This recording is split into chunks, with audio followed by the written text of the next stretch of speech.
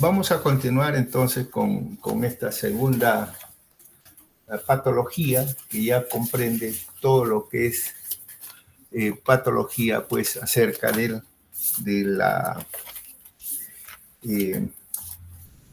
linfohematopoyético, ¿no? Estas son ya lesiones linfohematopoyéticas que también vamos a verla de qué se trata. Bien, la primera lámina corresponde a la hiperplasia folicular linfoide. Es lo primero, la primera lámina, hiperplasia folicular linfoide. Entonces, a veces nosotros cuando tenemos que ver una hiperplasia folicular linfoide, y generalmente a veces nosotros primero me gustaría a mí que ustedes recordar toda esta la parte del ganglio, ¿no? Toda esta parte ganglionar, ¿no? Por un punto de vista anatómico, histológico también, cómo está constituida. Ustedes ven acá, entonces tenemos una cápsula para comenzar, ¿no? Para comenzar todo esto tipo y por debajo de ello tenemos, entonces, acá tenemos una zona medular, tenemos acá toda esta zona medular y una corteza, ¿no? Que es una corteza superficial. En esta corteza superficial nosotros vamos a tener entonces una proliferación de celulitas, toda esta proliferación de celulitas, ¿no? Y estos son los folículos linfoides. Estos folículos linfoides tienen un centro germinal, entonces un centro germinal ya son los folículos linfoides secundarios cuando tienen centro germinal, y cuando no son acúmulos folículos linfoides nada más. También entonces contamos acá entonces de su capsulita en la cual se va a tener también unos trabéculos que van a nacer y son las formas trabeculares y que van a dividir a todos estos espacios no foliculares. Todo esto va a dividir. En la parte central tenemos, da igual, también tenemos las venas linfáticas, los vasos aferentes y por el hilio salen los vasos eferentes. A nivel de la cápsula, entonces los vasos aferentes y por el hilio salen los eferentes. Esto va a ver que en la parte también tengamos nosotros una zona iliar, tenemos ahí, ¿no? Donde están la parte del lecho capilar, ¿no? Todo es tanto arteriovenoso, ¿no? Todo esto sí. Y por ahí ya salen ya todo lo que es el componente a nivel lilios, todo eso. Y por otra parte, a nivel de estas trabéculas también el tejido linfático, ¿no? El líquido linfático, la linfa. Estas son las zonas que pueden hiperplasiarse o pueden crecer y pueden dar alteraciones a esta celulita, ¿no? Estas son las alteraciones. Entonces tenemos nosotros, vamos a ver acá. Ok. Bien. Entonces acá tenemos, miren ustedes, este centro germinal. Este centro germinal está formado de una zona oscura y una zona clara. La zona oscura es el centro germinal y la zona clara es la zona del manto. Toda esta zona del manto. Tanto la zona oscura como la zona clara, entonces esto está constituido por linfocitos B, la zona del manto o la corteza, ¿no? Linfocitos B. Entonces, y esta linfocito, estas son células centro germinal, porque aquí se van a reproducir las células. Y estos linfocitos que van a salir hacia la periferia son todavía linfocitos inmaduros, células B inmaduras, y con escaso citoplasma. Como no tiene mucho citoplasma, es lo que se va a ver así como una zona más oscura, ¿no? Entonces, este es linfocitos B y esto tiene linfocitos C. Entre los espacios, entre centro germinal y centro germinal, tenemos el centro, también tenemos otro tipo de células, ¿no? Aquí, este centro germinal, estas son células B y acá tenemos las células T, ¿no? La célula. interfolicular. Un folículo, otro folículo se llama interfolicular. Y en estas células interfoliculares tenemos los linfocitos T. Entonces ya sabemos todo lo que vamos a encontrar en este tipo de células. Muy bien. La hiperplasia folicular es una proliferación benigna de los folículos linfoides, que para desarrollarse y que se puede desarrollar donde haya un tejido linfoide. O sea, donde hay un tejido linfoide puede desarrollarse.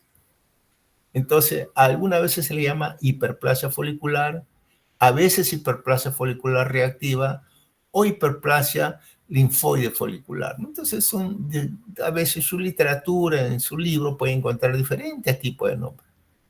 La hiperplasia folicular se observa en niños y en adultos jóvenes. Algunas veces puede encontrarse en todas las edades e incluido en ancianos, pero más y generalmente se observa en niños y adultos jóvenes. La mayoría de los casos de hiperplasia folicular ocurre en los ganglios linfáticos. Sin embargo, puede afectar algunas veces a órganos extranodales. Más del 75% de las linfadenopatías son generalmente localizadas en las regiones de la cabeza y el cuello, o sea, en la región cervical, clavicular, ¿no? Entonces, ahí, en la gran mayoría, ¿no? Las causas de la hiperplasia folicular reactiva a menudo son desconocidas. Sin embargo, puede ser causada por infecciones bacteriales, virales, así como también trastornos inmunomediados, ¿no? Inmunológicos. Pueden ser causadas estos tipos de hiperplasia folicular. A esto recibe un nombre, a veces, a todas estas hiperplasias, muchas veces se le pone el nombre de linfaadenitis. Y la linfaadenitis, ¿no? Ahí cuando ya tenemos una causal, y esta puede ser aguda o puede ser crónica. Y la linfadenopatía hiperplásica o reactiva es la estimulación antigénica sin presencia de agente infeccioso. Entonces, en una linfadenite hay un agente infeccioso. Una hiperplasia reactiva no tiene agente infeccioso. Aquí es donde se llama una hiperplasia folicular, que puede dar a los linfocitos B. Una hiperplasia paracortical, que puede dar linfocitos T, o una hiperplasia sinusal a nivel de los histocitos.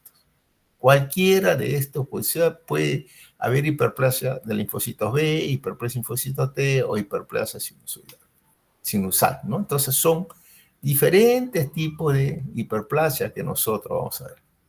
Miren usted, hiperplasia folicular, hiperplasia paracortical, hiperplasia sinusal y las otras también conocidas como hiperplasia granulomatosa. Cada una tiene un agente, ¿no? Cada una tiene, podemos ver también, usted ya estudiado, seguramente ya lo deben haber hecho por la teoría, sin embargo, acá es para simplemente que sepan que hay un diferente tipo de hiperplasia, folicular, paracortical, sinusal o hiperplasia granulomatosa. Cualquiera de esos pueden ser estas lesiones, ¿no? Cualquiera pueden dar, ¿no? Muy bien. Generalmente, macroscópicamente, ¿qué es lo que encontramos nosotros? Es un aumento. Generalmente, como habíamos dicho, estas hiperplasias se pueden dar a nivel axilar, a nivel del cuello, ¿no? A veces submaxilar o supraclavicular, o también algunas veces a nivel inguinal. Son las tres áreas que presentan ganglios linfáticos inflamados. Son las tres áreas. Y esto es macroscópicamente, lo vemos nosotros como un aumento de volumen de los ganglios. Aumento de volumen de los ganglios.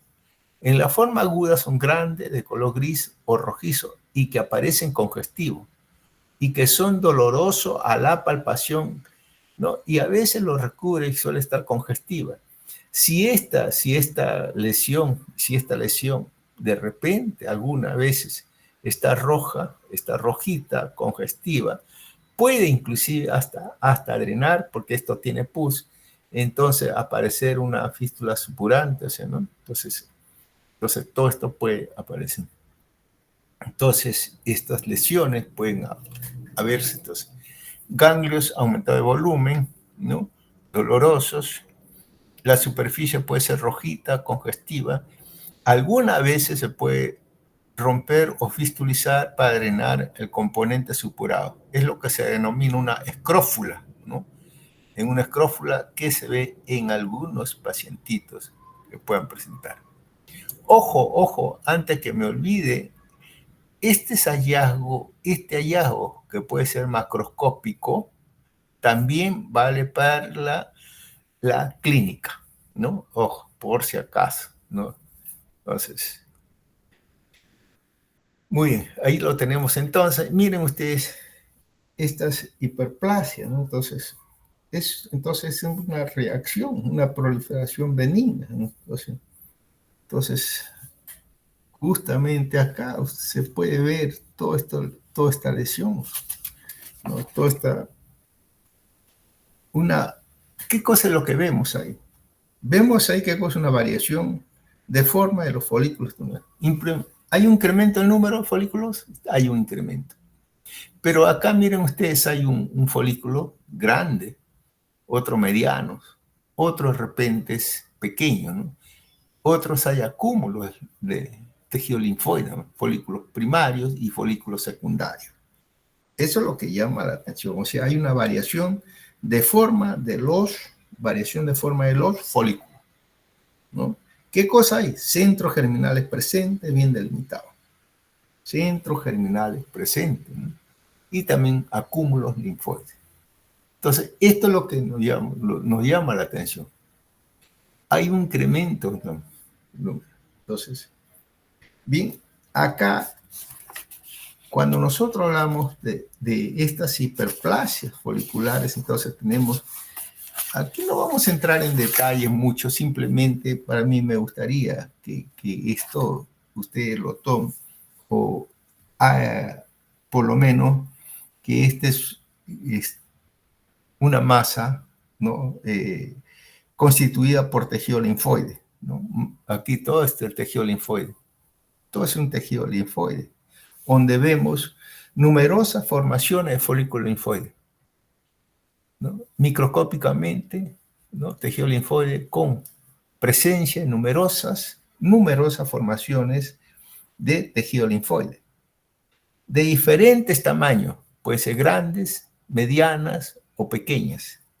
Algunas de ellas con centros germinales, otros no, o sea, son folículos secundarios y otras son acúmulos linfoides, nada más.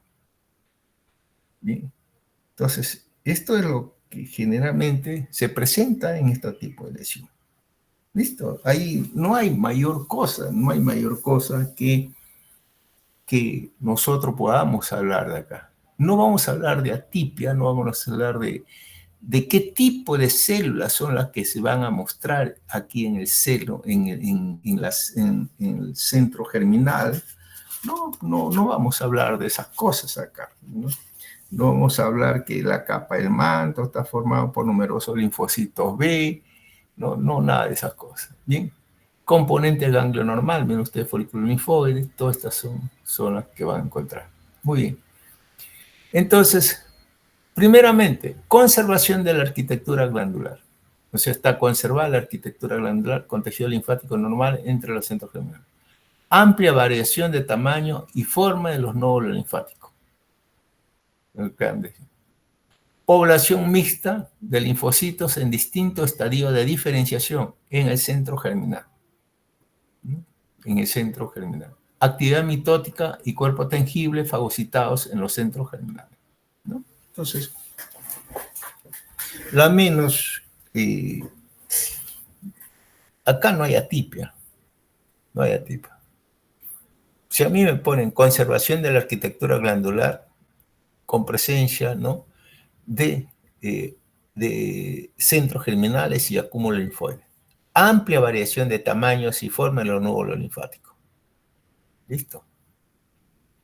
Y a nivel de los centros germinales, que es actividad mitótica, ¿no? De los centros germinales sin atipia, porque acá no hay nada.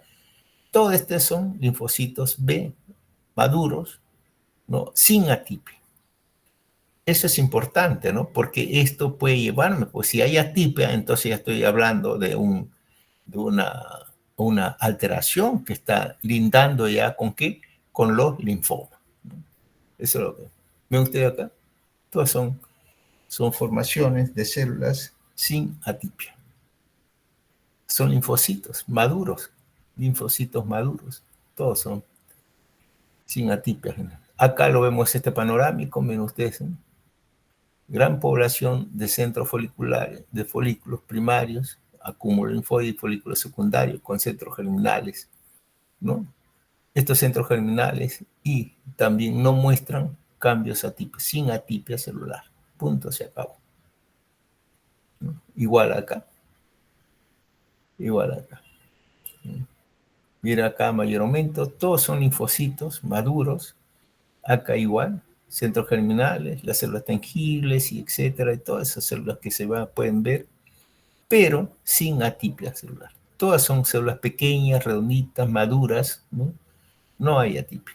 Si acá yo veo que hay otras células grandes, ya con atipia, entonces ya eso ya tilda, ¿no? Cambia ahí mismo, ¿no? Porque a veces puede ser un tipo variado de linfoma que se puede encontrar en este tipo de lesiones.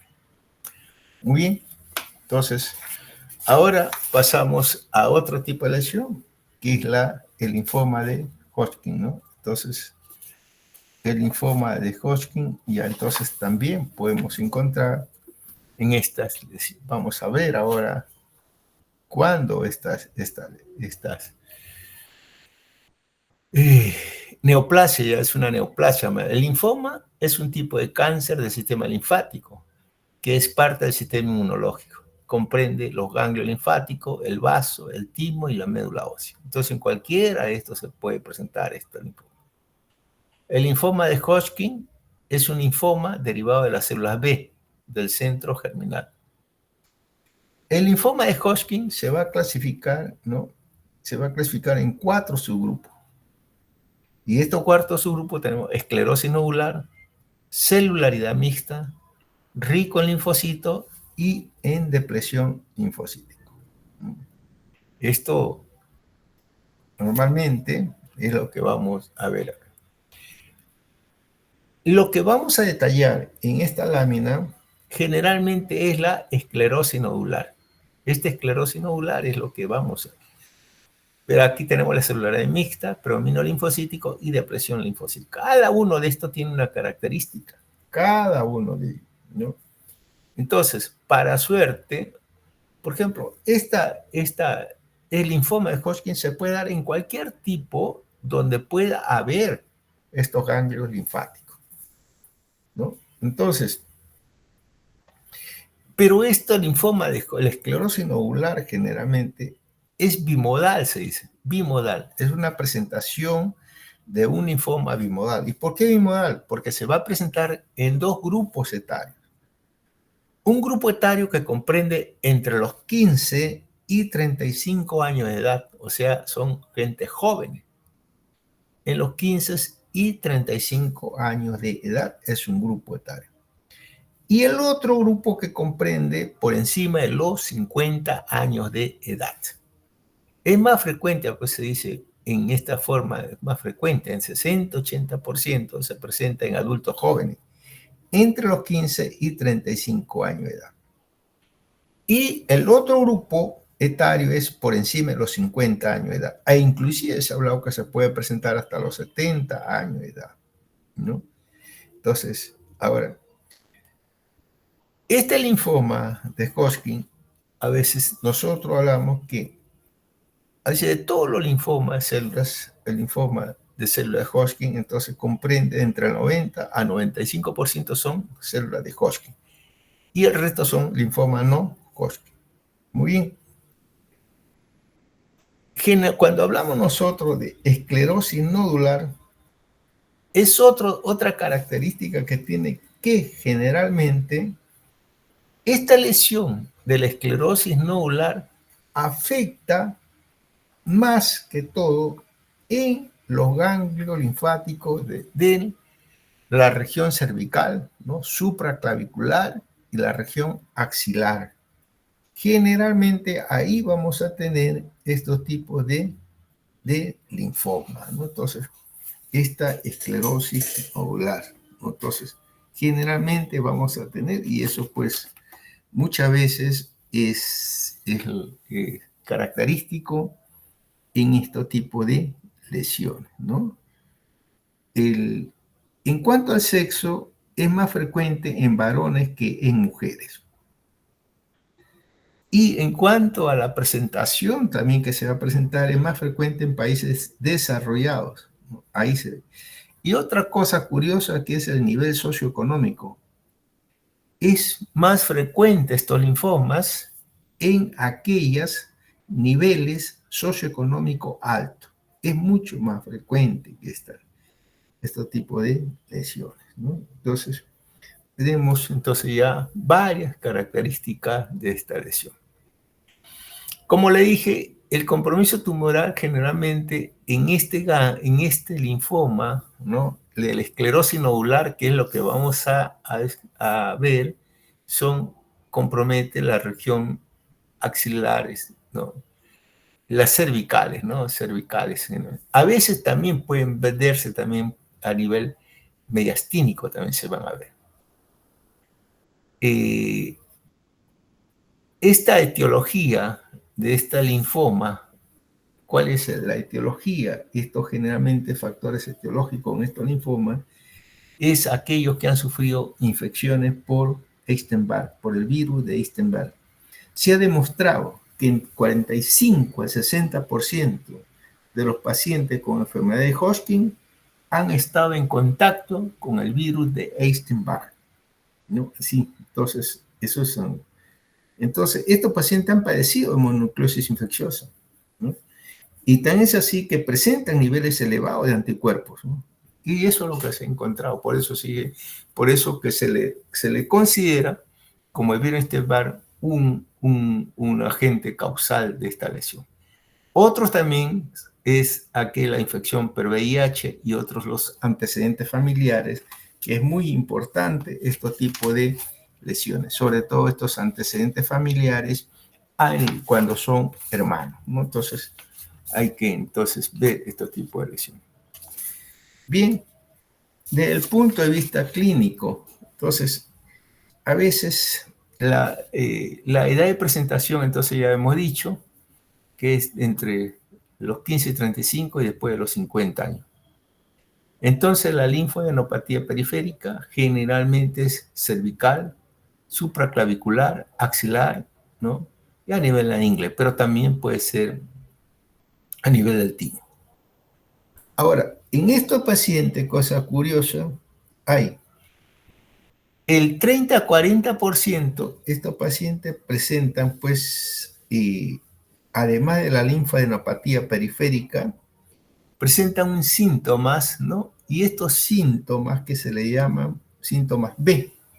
Y esto está en relación a la fiebre, sudoración nocturna, pérdida de peso, prurito y dolor a veces en el pecho, ¿no? O cierto tipo de dificultad.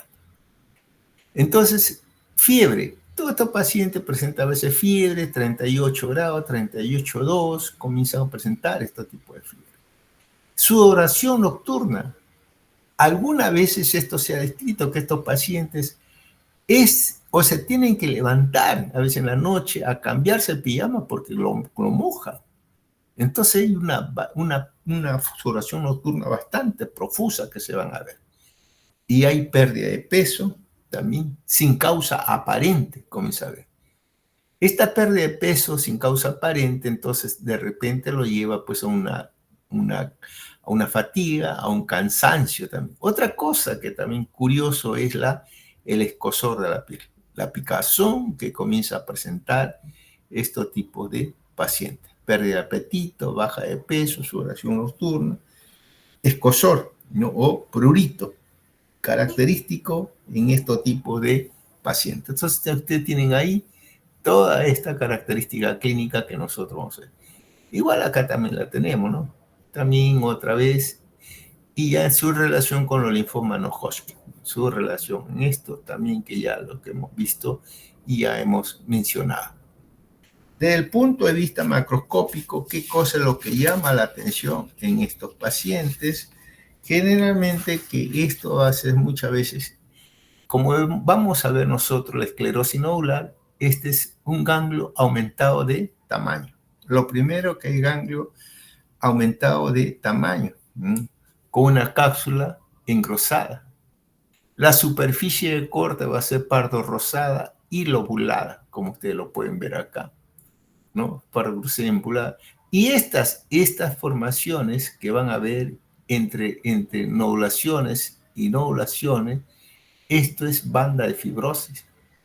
Banda de fibrosis que se van a ir. Y esta banda de fibrosis son las que van a formar toda esta nodulación. No hay necrosis, no hay hemorragia significativa, ¿no? Entonces, también, muy bien. Y desde el punto de vista microscópico, bien, desde el punto de vista, antes de ver esto, entonces, la microscopía en toda esta lesión, en todas estas, los linfomas, ¿no?, de Hodgkin, en general se caracterizan por el hallazgo de la célula de Hodgkin, o de ser de Rett-Steinberg, ¿no? Ese es característico hallar la célula de Rett-Steinberg. La célula de Rett-Steinberg es una célula bilobulada, ¿no?, una célula bilobulada con núcleos grandes, núcleos prominentes, y que forma inclusiones, que a veces al acercarse da una imagen en espejo. Y su gran presentación, miren ustedes, le da un aspecto de ojo de búho. Estas son las clásicas células de Hodgkin. Pero la célula de Hodgkin tiene unas variantes. No tiene una variante de la célula de Hodgkin. Y la célula de Hodgkin, la variante que generalmente vamos a ver, y cosa curiosa, antes de entrar en estos detalles, que esta célula de Rett-Steinberg se muestran más, no en la esclerosis nodular, sino se muestran más en la celularidad mixta. Ahí es donde predomina estos tipos de células en la celularidad mixta. Sin embargo, en la lámina que vamos a ver, que es la esclerosis nodular, ahí predominan otro tipo de células, y este tipo de células se llaman las células lacunares. Y las células lacunares tienen un núcleo multilobulado, con citoplasma pálido. Y estos citoplasmas pálidos se retraen, ¿no? Se retraen y va a formar ahí como especie de una lagunita, ¿no? Entonces, y esto es lo que por eso esta alteración, esta formación es lo que se denomina una célula, pues, lacunar. Otras pueden ser variantes linfohistiocyticas, ¿no?, que tienen los núcleos polipoideos o nucleolos y citoplasma moderadamente abundante. Otras también variantes mononucleares que contienen un solo núcleo. Acá un solo núcleo redondo ovalado, no con un gran nucleolo. O sea, son diferentes tipos de células o diferente morfología de la célula de Rett-Steinberg, ¿no? Y esta célula de Rett-Steinberg, alguna de ellas cuando es multilobulado, es lo que se va a presentar. Y nosotros vamos a ver en la lámina este tipo de célula, pero también vemos este de acá, ¿no? Muy bien. ¿Qué cosa desde el punto de vista histológico, qué cosa es lo que vamos a ver? Lo primero que vamos a ver, ustedes ya han visto la hiperplasia folicular, han visto una estructura normal. Y acá el patrón arquitectural desaparece.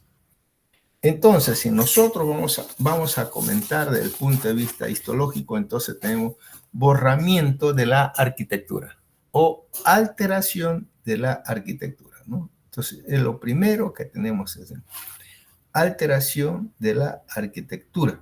Listo. 1, 2. Bien. Acá vemos igual. Miren ustedes, borramiento total o parcial de la arquitectura. 2.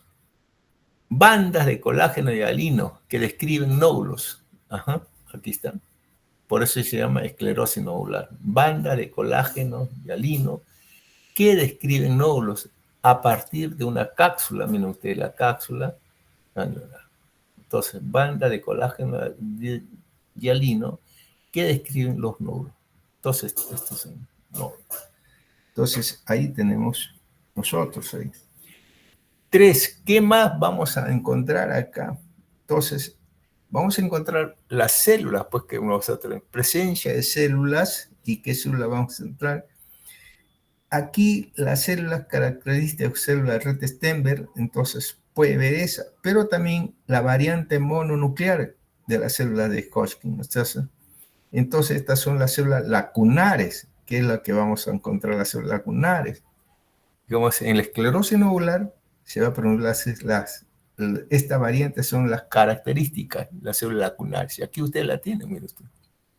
Vamos a ver, acá se ven. Son células lagunares, y estas células lagunares, ¿no?, de tipo esclerosis nodular son de núcleo lobulado. Núcleo lobulado, ahí también núcleo multilobulado. De citoplasma amplio, pálido y retraído. Aquí se ve una retracción, por eso se ve el halito medio clarito que se va en el núcleo multilobulado con citoplasma amplio, pálido y retraído. Esta retracción es lo que le da a ello el aspecto de laguna, por eso ¿no? Este es un artefacto, y este es un artefacto que se va a formar porque en la fijación con el formol, ¿no?, y en el proceso hay solutos y solventes lo que se va a formar esto. Entonces, muchas veces. Entonces, estas son lo que se denominan las células lacunares, que es lo que va a predominar en estos tipos de linfoma. Muy bien. Entonces, hay gran proliferación entonces, de linfocitos atípicos, ¿no?, con presencia de células de Rett-Steinberg en su variante, las células lacunares, característica por estas células lacunares presentar núcleos lobulados o multilobulados con citoplasma amplio, claro y retraído, que le da un aspecto de laguna. Muy bien. Miren ustedes acá, son núcleos multilobulados, ¿no? Entonces, todas estas son células, pues, entonces, lacunares. ¿Qué es lo que va a predominar en estos tipos de células? Igual acá, ¿no? Son células lacunares, son células retraídas, lo que vamos a encontrar. Bien, ¿qué cosa más podemos encontrar en esta esclerosis nodular? Vamos a encontrar también áreas con linfocitos pequeños. Miren, ustedes son linfocitos pequeños maduros. No linfocitos típicos, sino linfocitos pequeños. Podemos encontrar neutrófilos, también podemos encontrar neutrófilos. Y aquí que lo que nos llama la atención más son los eosinófilos. Entonces,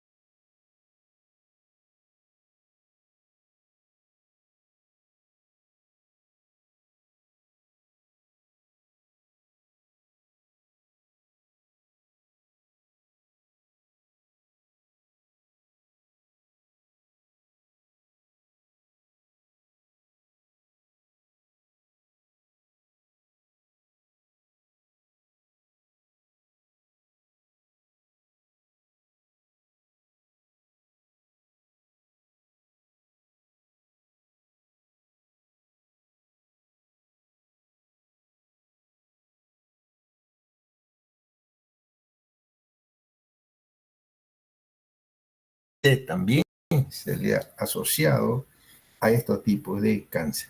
Algunos inclusive,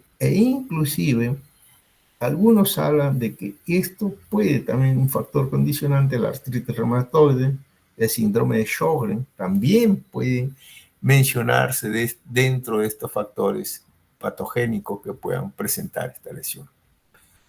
¿Cuáles son los síntomas del linfoma anaplásico y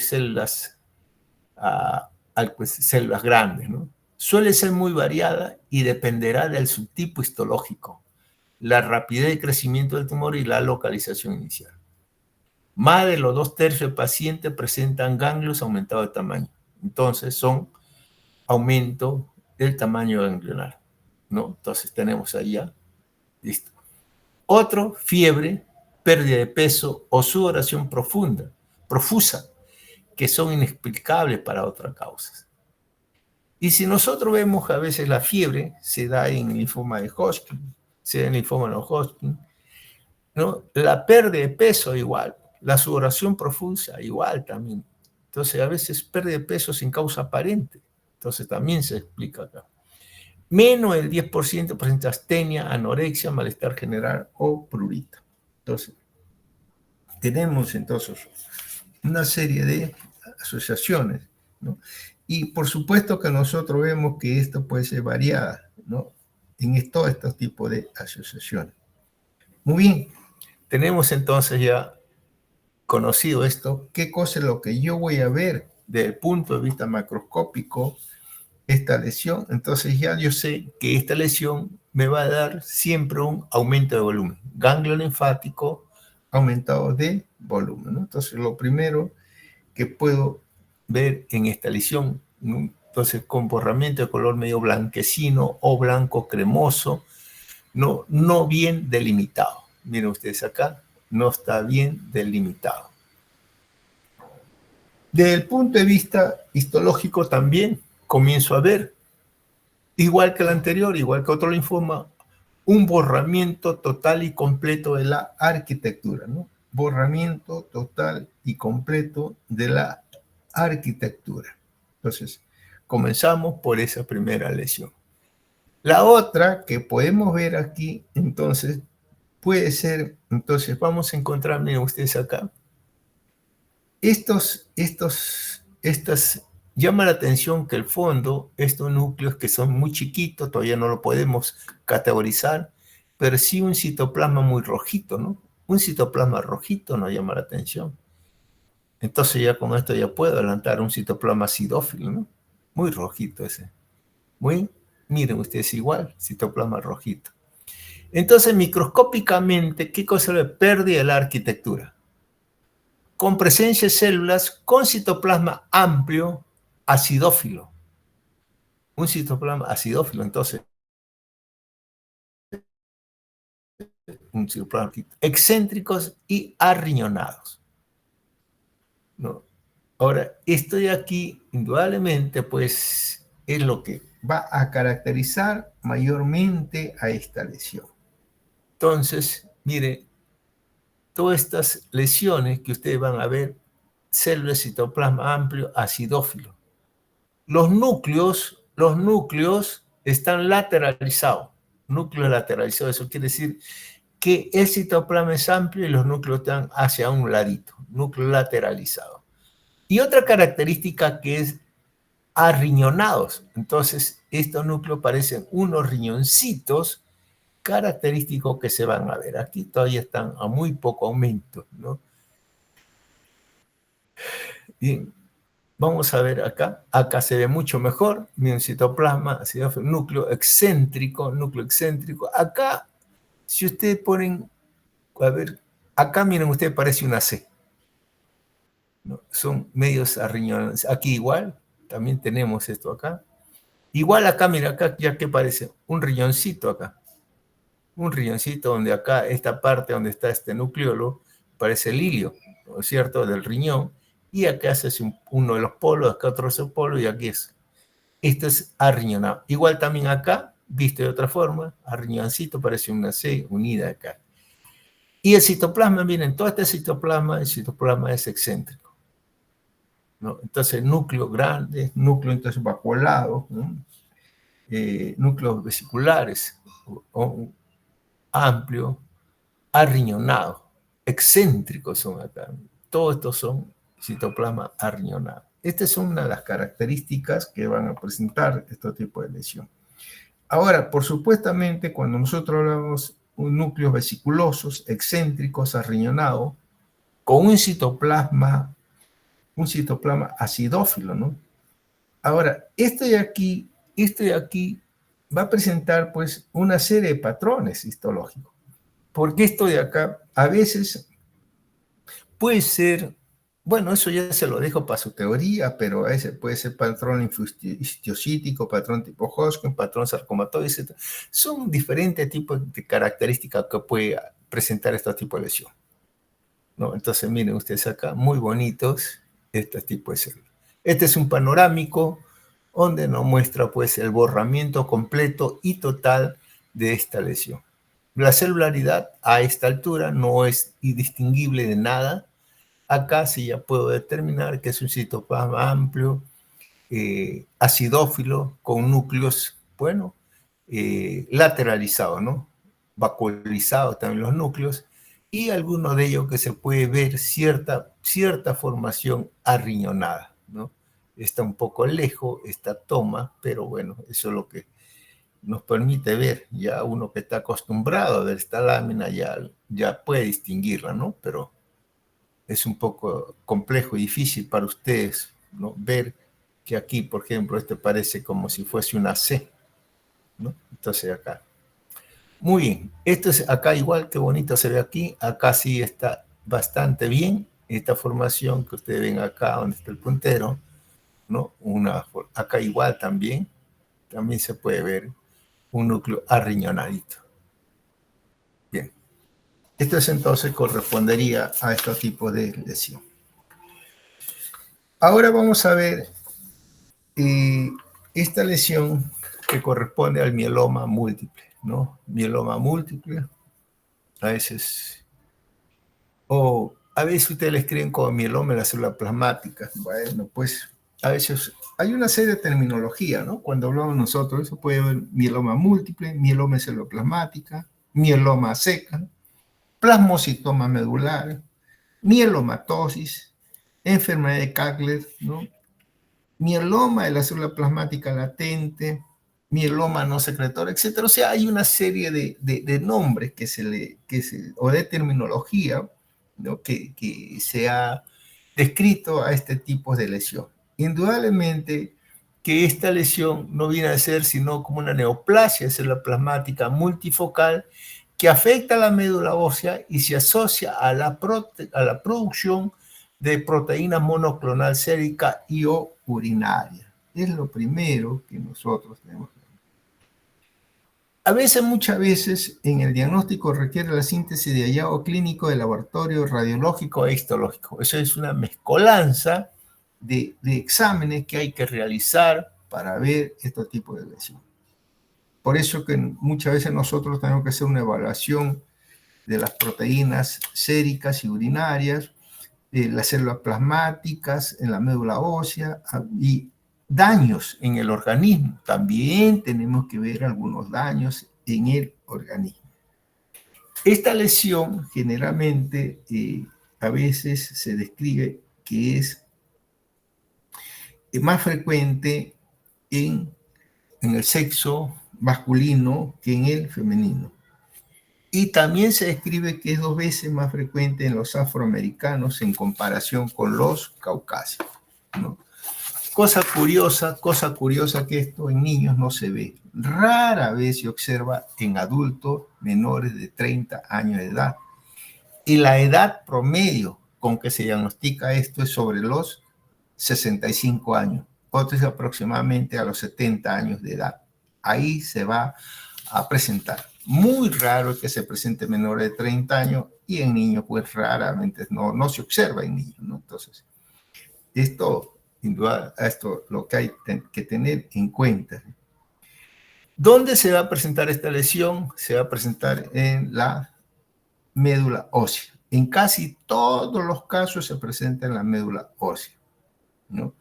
Y aquí muchas veces hay una interacción entre el estroma de la médula ósea y la célula plasmática neoplásica que influyen directamente en en la enfermedad, ¿no?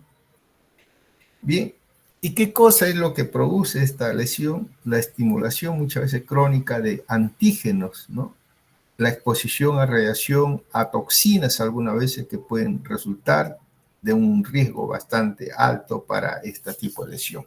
O sea que hay una asociación con la radiación que puede ser débil y no estar identificada en algunos estudios.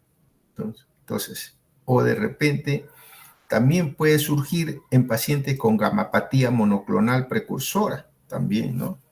De significado incierto. También puede presentar estos tipos de lesiones.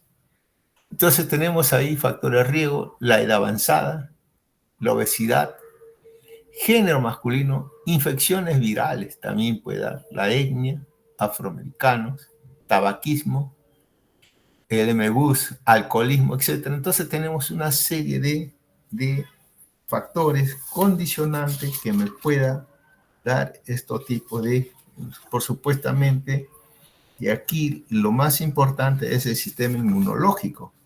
Y este sistema inmunológico que está compuesto por varios tipos de células, ¿no? Y donde existen dos tipos principales, estos, que son los linfocitos T y los linfocitos B. Y cuando existe esto, una infección de los linfocitos B, entonces esto responde. Y estos linfocitos B se convierten ¿en qué? Se convierten en célula plasmática o plasmocito. Y esta célula plasmática o plasmocito van a producir también unos anticuerpos. ¿Y estos anticuerpos cómo se denominan? Se denominan las inmunoglobulinas. Entonces, estos son las responsables de que estas células comiencen a presentar estos tipos, ¿no? Estas células anormales, todas estas células normales producen solamente un solo anticuerpo de inmunoglobulina. Y estas son generalmente la inmunoglobulina M, y son las grandes culpables que van a provocar esos tipos. En mieloma, entonces, va a afectar, esto puede afectar cualquier parte del cuerpo, ¿no? Bueno, acá tenemos también, miren ustedes acá, ¿ve? La enfermedad ósea, dentro del punto de vista clínico, la enfermedad ósea es la característica clínica y definitoria de la enfermedad más frecuente. A menudo se presenta con dolor óseo. Y este dolor óseo debido a lesiones óseas líticas, ¿no? Y esto puede ser a nivel de vértebras torácicas, más comunes, también la costilla, cráneo, hombro, pelvis y huesos largos. La compresión de la médula espinal o la neuropatía periférica son síntomas de presentación menos común. Puede presentar también como insuficiencia renal, con creatinina elevada, hiperuricemia. La proteinuria de cadena ligera, también monoclonal, produce daño tubular renal. La hipercalcemia también. Infecciones recurrentes debido a una inmunidad humoral deteriorada. La anemia también puede provocar esta afectación extramedular, generalmente asociada a enfermedades avanzadas. Entonces, aquí nos describe una serie de características clínicas que se puedan dar en esta lesión, ¿no? Pero todo eso tiene sus alteraciones que puedan ver acá. Entonces, ¿qué cosa es lo que puede, por qué se da este dolor óseo? Este dolor óseo que se va a presentar clínicamente se presenta debido acá a lesiones líticas, ¿no? A lesiones líticas de esta lesión. Entonces aquí va a haber un incremento, al haber esta lesión lítica va a haber un incremento de las células osteoclásticas. Y al haber este incremento de las células osteoclásticas va a haber una mayor producción, una mayor resorción ósea. Al haber una mayor resorción ósea, entonces, ¿qué es lo que sucede acá? No hay una actividad osteoblástica. Entonces, no hay actividad osteoblástica. Entonces, esto queda pues sin actividad osteoblástica. Y entonces, esta resorción ósea queda como una lesión en sacabocado. en todas estas lesiones óseas, y esto hace que sea muy doloroso este tipo de lesión. Igual también cuando se habla de lesiones renales, y estas lesiones renales se van a caracterizar ¿por qué? Por la insuficiencia renal. Esta insuficiencia renal, entonces vamos a ver aquí qué cosa es lo que se produce con esta lesión, con esta insuficiencia renal. Entonces aquí qué cosa es, aquí se produce pues una alteración. Entonces, y dentro de estas alteraciones que nosotros vamos a tener y que son bastante llamativas, ¿no? en estos tipos de lesiones, son la hiperproteinuria de las cadenas que vamos a encontrar en este tipo de lesiones, ¿no? Entonces, y esa pues son infecciones recurrentes que pueden darse también. A nivel de ¿por qué se produce anemia? Porque aquí comienza a haber también una insuficiencia renal que causa pérdida de la eritropoyetina, y por otro lado también la hipercelularidad también afecta la maduración del resto de los elementos forma sanguínea. No hay que olvidarse que me olvidé de mencionarle que en esta insuficiencia renal, pues lo primero que vamos a encontrar pues es una proteína Bence-Jones. Y esta proteína Bence-Jones es la que me va a provocar pues todas estas alteraciones de insuficiencia renal, ¿no? Entonces hay una serie de cuadros en la cual explican todas estas características. Entonces características clínicas, entonces son litiasis, ¿no? Entonces lesiones líticas óseas, insuficiencia renal, infecciones recurrentes por componente humoral y también anemia, ¿no? Por una serie de alteraciones. Entonces acá, bueno, tenemos nosotros también dentro de estas una serie de alteraciones que se van a dar a este nivel. Bueno, ahí ya pueden sacarlo ustedes en todas estas lesiones, ¿no? Entonces también hay muchas veces, esto es lo que manda también el calcio elevado, una hipercalcemia, insuficiencia renal, anemia y lesiones óseas. Entonces el CRAP, ¿no? Es característico en la presentación de esta clínica de esta lesión.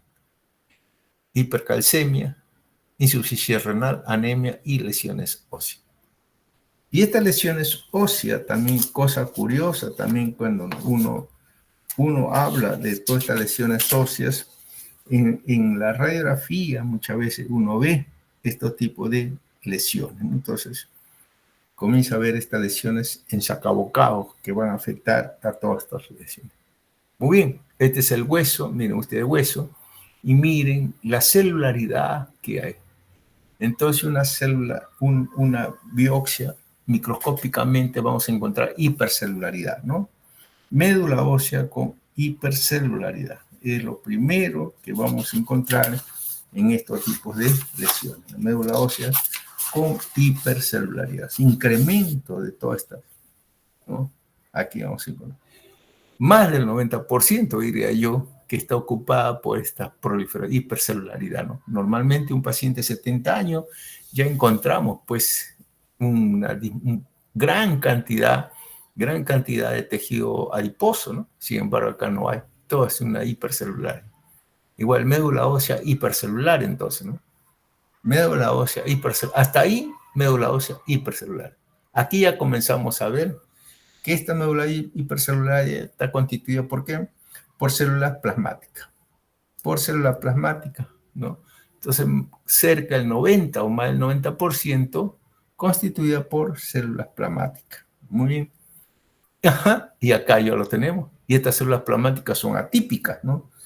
Con núcleos, miren ustedes acá, con núcleos grandes, pleomórficos, atipia, alteración de la cromatina, ¿no? Núcleos lateralizados.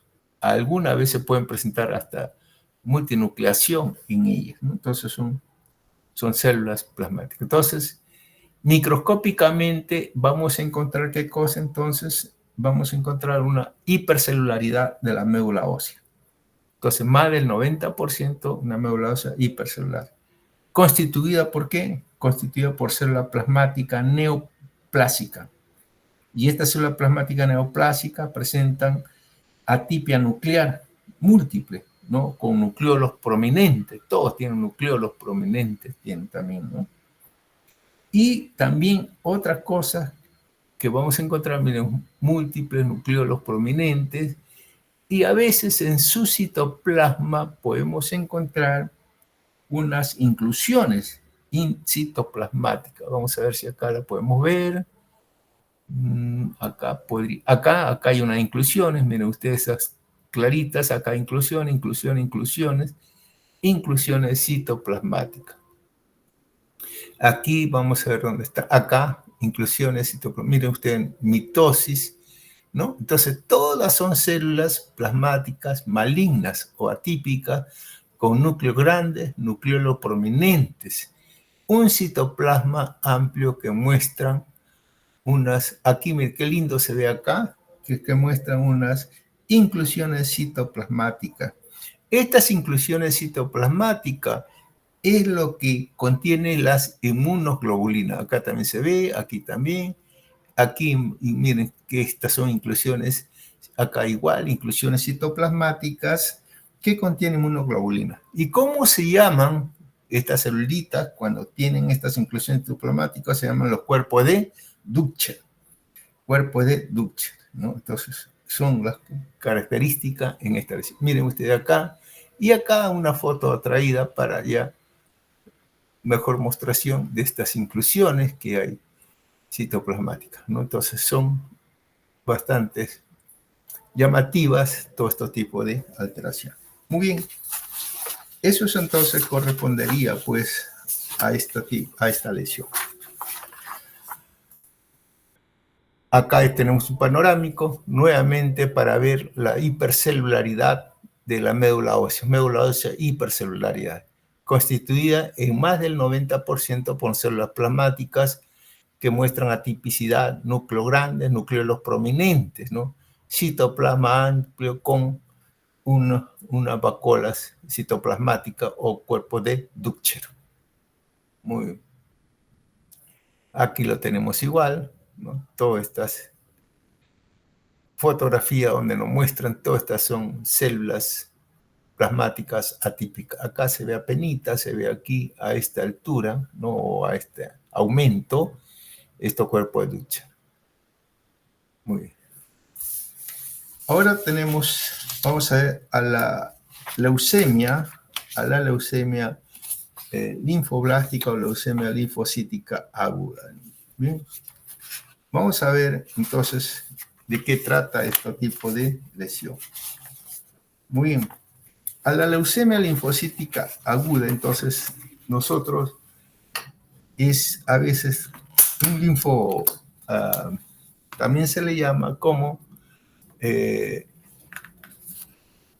leucemia linfocítica aguda o leucemia linfoblástica también, ¿no? ¿Por qué? Porque esto son elementos formes sanguíneos los que van a predurar en estos tipos de lesión. La leucemia linfoblástica o linfocítica aguda es el cáncer, ¿no? De sangre y de la médula ósea, ¿no? Que se va a dar con muchas frecuencias en los niños, ¿no? Es la principal enfermedad de niños, con una máxima incidencia entre los 2 y 5 años de edad, y que se caracteriza por una proliferación maligna de progenitores linfoides. ¿A qué se llama estos progenitores linfoides? Son las células inmaduras. Entonces, ahí, cuando nosotros hablamos de esto, entonces son células inmaduras las que van a tener este tipo de lesiones. Muy bien, acá ustedes tienen las células madre. Esta célula madre se va a dividir en una célula madre mieloide, una célula madre linfoide, ¿no? Esta célula madre linfoide va a dar a los linfoblastos. Estos linfoblastos se va a dividir en linfocitos B, en linfocitos T, ¿no? Y también en los linfocitos natural killer. Estos linfocitos B son los que dan origen a la célula plasmática. Todo esto desde el punto de vista linfoide. Desde el punto de vista mieloide, entonces estos son mieloblastos, son las células madres mieloides. Esta se va a dar en mieloblastos, en normoblastos también se van a dar origen. Y también este mieloblasto va a dar origen a los granulocitos, eosinófilos, basófilos y neutrófilos, se van a diferenciar estos mieloblastos. Los normoblastos se van a diferenciar en los glóbulos rojos, ¿no? Y también tenemos la otra formación que van a diferenciarse en plaquetas, ¿no? Estas son las células. También se van a diferenciar. Entonces, estas son la diferenciación que se van a hacer. El aumento anormal del linfoblasto. Estos, ¿por qué se van a dar? Porque estos no evolucionan a linfocitos maduros, ¿no? O sea, todo estos, cuando se ha dado acá estos linfoblastos, esto va a quedar acá. Va a haber un daño extracelular, y al producirse un daño acá, entonces esto no va a evolucionar. No va a evolucionar, esto no evoluciona a linfocitos T, B, a ninguno de estos. Entonces se quedan ahí, no evoluciona a linfocito maduro, no madura. Su número desorbitado comienza a producir una médula ósea. Entonces, aquí, ¿qué cosa es lo que sucede? Aquí había un error, ¿no? Entonces acá hay un error en el ADN de esta célula. Aquí hay un error en su ADN. Y estos errores indican que esta célula va a continuar creciendo. Y continúa creciendo y dividiéndose. Mientras que una célula sana normal, dejaría de dividirse y finalmente moriría. Pero acá no. Acá ocurre que esta no deja de dividirse ni muere. Entonces, cuando esto sucede, esta célula sanguínea, esta médula ósea, produce gran cantidad de células inmaduras. No produce gran cantidad de células inmaduras. Son linfoblastos, todo eso. Y esto pues ocupa casi toda la producción de la médula ósea. Esto crece tanto que a veces deja de que se diferencien los otros grupos, las células mieloides, las células normoblásticas, etcétera, ¿no? Entonces, el aumento anormal de linfoblastos, ¿no?, que no evoluciona, esto produce.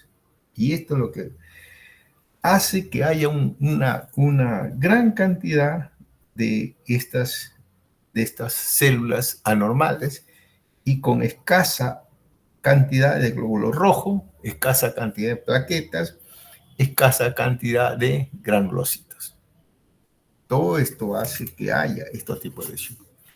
Ahora, estos errores del ADN debe haber estado de repente, puede haber un factor de riesgo, que es una exposición a la radiación, trastorno genético, o tratamiento a veces oncológico previos, o de repente algún hermano que haya estado con estos tipos de lesiones. Entonces son factores de riesgo que pueda haber presentado estos tipos de pacientes, ¿no? Entonces, son diferentes tipos que vamos a encontrar. Dentro de las manifestaciones clínicas, entonces a veces puede haber fiebre sin causa aparente, debilidad, fatiga, sangrado de las encías, sangrado nasal intenso, piel pálida, adenomegalia, ¿no?, de los ganglios linfáticos, el cuello, la axila. Entonces, esto también es explicable, ¿no?, porque hay fiebre sin causa aparente, debilidad y fatiga. ¿Por qué? Porque acá hay pues una anemia, ¿no?, una falta de producción de todo esto. Entonces, va a haber una anemia, fatiga, sangrado, los números de plaquetas son disminuidos. Entonces, esto hace pues que haya una alteración en el sistema de coagulación y producen las petequias, ¿no? Igualmente por el sangrado nasal también, la piel pálida por falta de hematíes, ¿no? Y los ganglios linfáticos que van a hacer también aumentados de volumen en esta lesión. Muy bien. Esto pues, bueno, acá hace que estas células comiencen a presentar, ¿no? Aquí son maduras normal y aquí son linfoblásticas. ¿Cómo se hace el diagnóstico? Me hace una biopsia ósea de la cresta ilíaca posterior superior. Ahí se hace una biopsia y se va a diagnosticar. Estos son los linfoblastos teñidos, miren ustedes, ¿no?